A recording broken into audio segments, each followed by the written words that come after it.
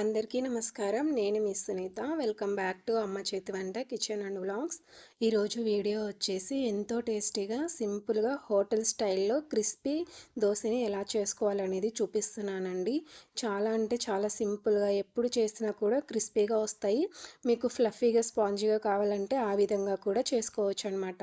మీరు వాడే పెన్నం ఏదైనా సరే దోశలు ఈజీగా పెన్నం నుంచి సపరేట్ అవుతాయి. ఆ టిప్స్ అన్నిటినీ షేర్ చేసుకుంటూ మంచి హోటల్ స్టైలు క్రిస్పీ దోశని ఎలా చేసుకోవాలనేది చూపిస్తున్నానండి. చాలా అంటే చాలా సింపుల్గా, చాలా టేస్టీగా, ఈజీగా చేసేసుకోవచ్చు అనమాట.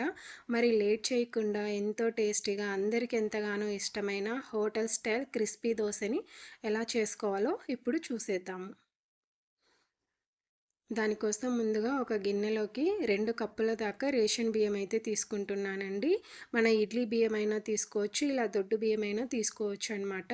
మామూలు సోనా బియ్యం తీసుకున్నామంటే దోశలు తెల్లగా పాలిపోయినట్టు వస్తాయి. పిండి అనేది చక్కగా పులియదనమాట. సో అందుకనేసి మీరు కూడా ఇలా రేషన్ బియ్యం తీసుకోండి, దొడ్డు బియ్యం. తర్వాత ఇందులోకి మనం ఏ కప్పుతో అయితే బియ్యం తీసుకున్నామో అదే కప్పుతో పావు కప్పు దాకా మినపగుళ్ళు తీసుకోండి. తర్వాత పావు కప్పు దాకా శనగపప్పు తీసుకోండి. తర్వాత ఇందులోనే ఒక టేబుల్ స్పూన్ దాకా మెంతులు వేస్తున్నానండి. మెంతులు వేయడం వల్ల చేదు ఉంటుంది కదా అనుకుంటారు. చేదేమి ఉండదండి. మెంతులు వేయడం వల్ల దోశలు అనేది బాగా ఎర్రగా వస్తాయి, క్రిస్పీగా కూడా వస్తాయి అన్నమాట. సో ఇవన్నీ వేసిన తర్వాత వాటర్ వేసి ఒక 4 సార్లు శుభ్రంగా కడిగి తీసుకోండి. ఇలా కడిగిన తర్వాత మరొక్కసారి నీళ్లు పోసుకోండి. ఇలా నీళ్లు పోసుకున్న తర్వాత మూత పెట్టి ఖచ్చితంగా 7 నుంచి 8 గంటల పాటు ఈ బియ్యము, పప్పు దినుసులు చక్కగా నానాలండి.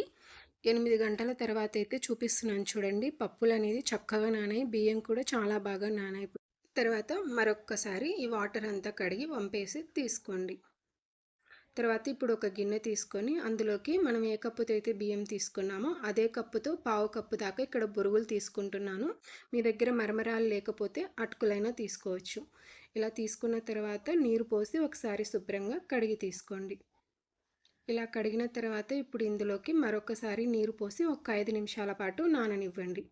ఈలోపు ఒక మిక్సీ జార్ తీసుకొని అందులోకి మనం శుభ్రంగా కడిగి పెట్టుకున్న బియ్యము, పప్పు దినుసుల్ని తీసుకోండి.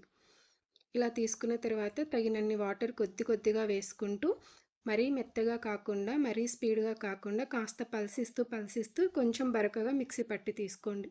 ఇలా బరకగా మిక్సీ పట్టి తీసుకోవడం వల్ల దోశలు అనేవి క్రిస్పీగా వస్తాయి అన్నమాట. ఇక్కడ వీడియో క్లిప్లో చూపిస్తున్నాను చూడండి. ఈ విధంగా కొంచెం లైట్ బరకగా ఉంటే సరిపోతుంది. తర్వాత ఈ పిండిని అంతటిని కూడా ఒక గిన్నెలోకి తీసుకొని పక్కన పెట్టుకోండి. తర్వాత మనం నానబెట్టుకున్న బొరుగులు ఉన్నాయి కదా, ఆ బొరుగుల్ని వాటర్ లేకుండా తీసుకోండి మిక్సీ జార్లోకి.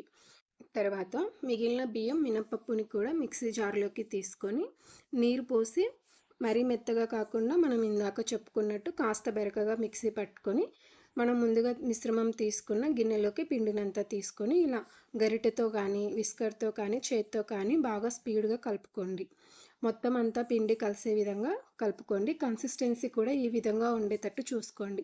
మరీ గట్టిగా, మరీ పలుచగా కాకుండా ఈ విధంగా ఉండేటట్టు చూసుకున్న తర్వాత మూత పెట్టి ఈ పిండిని కూడా 7 నుంచి 8 గంటల పాటు పులవనివ్వండి. అప్పుడైతేనే దోశలు బాగా వస్తాయి. 8 గంటల తర్వాత అయితే మూత తీసి చూపిస్తున్నాను చూడండి. పిండి అనేది చక్కగా పులిసిందనమాట. పిండి లోపల కూడా మంచిగా ఎయిర్ గ్యాప్స్ వచ్చాయి కదా. ఇక్కడ మీకు వీడియో క్లిప్లో చూస్తుంటేనే అర్థమైపోతుంది కదా, పిండి అనేది చాలా ఫ్లఫీగా, స్పంజీగా పొంగింది కదా. ఈ విధంగా ఉంటుందన్నమాట. ఇలా వచ్చిన తర్వాత స్పీడ్గా కలుపుకోకూడదండి. కొంచెం లైట్గా ఒకే డైరెక్షన్లో కలుపుకోండి. మీరు ఎక్కువగా కలుపుకున్నారంటే ఎయిర్ గ్యాప్స్ అంతా పోయి పిండి అనేది దగ్గర పడుతుందన్నమాట. తర్వాత మనకి తగినంతగా ఒక గిన్నెలోకి తీసుకోండి. మనకి ఎన్ని దోశలు అయితే కావాలనుకుంటున్నామో దానికి తగినట్టుగా తీసుకొని ఈ గిన్నెకి మూత పెట్టేసి ఫ్రిడ్జ్లో పెట్టుకోండి. తర్వాత 2-3 రోజుల పాటు వాడుకోవడానికి వస్తుంది. తర్వాత ఇందులో రుచికి సరిపడా సాల్ట్ వేసుకోండి. అలాగే ఇందులోనే ఒక పించ్ ఆఫ్ వంట సోడా వేస్తున్నానండి. వంట సోడా అనేది అవసరం లేదండి, కాకపోతే బిగినర్స్ కోసం కొద్దిగా వంట సోడా వేసి చూపించాను. తర్వాత కొద్దిగా నీళ్లు వేసుకుంటూ పిండి కన్సిస్టెన్సీ అనేది మరీ జారుగా కాకుండా కొంచెం థిక్నెస్ తోటి కలుపుకోండి. అలాగే ఇలా కలిపేటప్పుడు మరీ స్పీడ్గా కలుపుకోకండి. ఇక్కడ వీడియో క్లిప్లో చూపిస్తున్నాను చూడండి. ఈ విధంగా ఈ కన్సిస్టెన్సీ వచ్చేటట్టు కలుపుకోండి. మీకు టైం ఉంటే ఒక 10 నిమిషాల పాటు పక్కన పెట్టుకోండి, లేదంటే వెంటనే దోశలు వేసుకోవచ్చు అనమాట. ఇప్పుడు స్టవ్ పైన పెన్నం పెట్టుకొని పెన్నం బాగా వేడైన తర్వాత కొద్దిగా వాటర్ చిలకరించండి. వాటర్ చిలకరించడం వల్ల మనకి పెన్నం ఈవెన్‌గా వేడయిందా లేదా అనేది తెలుస్తుంది. తర్వాత ఒక ఉల్లిపాయకి కొద్దిగా ఆయిల్ అప్లై చేసుకొని పెన్నం అంతా కూడా అప్లై చేయండి. ఆయిల్ అప్లై చేసిన తర్వాత ఇక్కడ వీడియో క్లిప్‌లో చూపిస్తున్నట్టు ఈ విధంగా దోసలు వేసుకోండి. ఇక్కడ నేనొచ్చేసి కొద్దిగా చిన్న దోసలు వేశానండి. మీరు కావాలనుకుంటే పెద్దగా కూడా వేసుకోవచ్చు. అలాగే మీకిక్కడ ఒక టిప్ చెప్పాలండి. దోస వేసేటప్పుడు మధ్యలో ఎంత పలచగా వేసినా చివర్లు కొద్దిగా మందం ఉండేటట్టు వేసుకోండి. అలా వేయడం వల్ల దోస అనేది పెన్నం నుంచి ఈజీగా సెపరేట్ అవుతుంది. తర్వాత మంటని మీడియం టు హై ఫ్లేమ్‌లో అడ్జస్ట్ చేసుకుంటూ బాగా ఎర్రగా కాల్చుకోండి.